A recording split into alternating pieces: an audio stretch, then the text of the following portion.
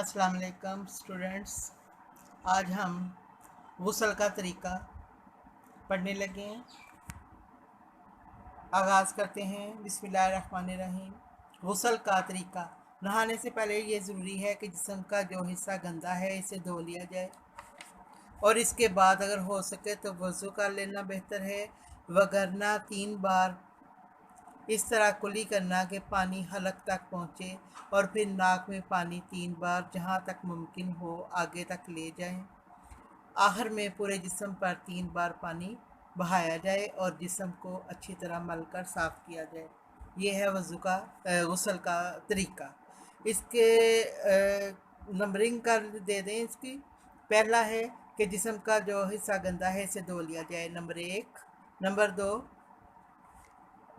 वज़ू करना यानी कर लेना बेहतर है।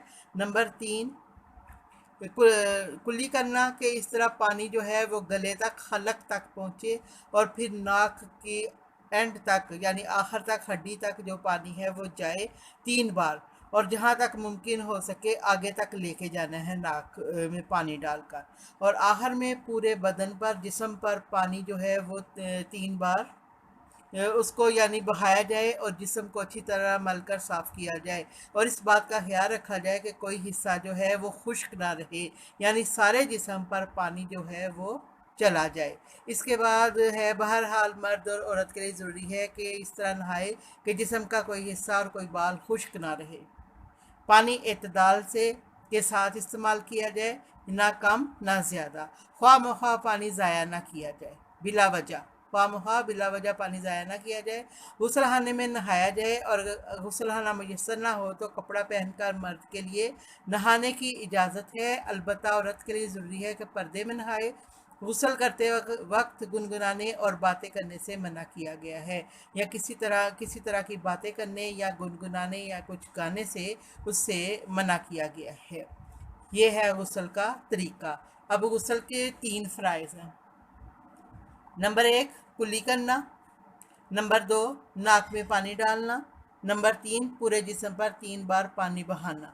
ये है गुस्ल के 3 फ़राइज़। वज़ू के जिस तरह 4 फ़राइज़ थे इसी तरह गुस्ल के 3 फ़राइज़ हैं और ये तीनों फ़राइज़ शॉर्ट आंसर में आते हैं। ये हो गया आपका तीसरा क्वेश्चन। गुस्ल करने का मसनून तरीका क्या है? ये गुस्ल का जो तरीका है जो आज पढ़ा है ये इसका तीसरा क्वेश्चन आंसर है। यानी अगर आप इसको शुरू यहाँ से करना है, गुस्ल जो कल पढ़ा था यहाँ से शुरू करके एंड तक मना किया गया है। ये है आपका तीसरा क्वेश्चन। ठीक है। चौथा वो पहले क्वेश्चन में आ गया था। पांचवा है तहारत के फ़ायदे बयान करें। फ़ायदे क्या है तहारत के? ये है लास्ट पैराग्राफ। शरीयत ने जो तरीके मुकर्रर किए हैं इनका मकसद इंसान को नुकसान या तकलीफ़ पहुंचाना नहीं, बल्कि ये तो इसके फ़ायदे की बातें हैं। हर नमाज से पहले वज़ू करने से ज़हनी और जिस्मानी सुकून मिलता है, इंसान साफ़ सुथरा रहता है और इसकी थकावट दूर हो जाती है। नहाने से पूरा जिस्म साफ़ हो जाता है और इस तरह सफाई के बायस बीमारियों से काफ़ी हद तक महफूज रहता है। वज़ू करने और नहाने से ज़ाहरी सफाई भी हासिल होती है और रूहानी भी।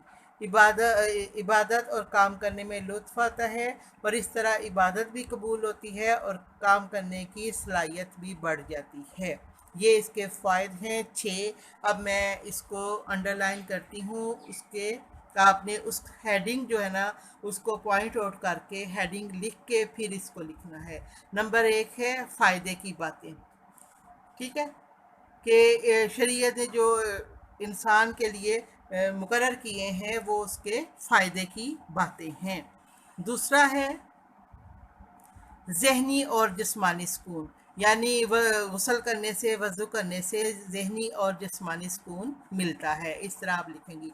तीसरी हेडिंग लिखेंगी थकावट दूर होती है, हो जाती है, यानी साफ़ सुथरा जब इंसान रहता है तो उसकी थकावट जो है वो दूर हो जाती है और नहाने से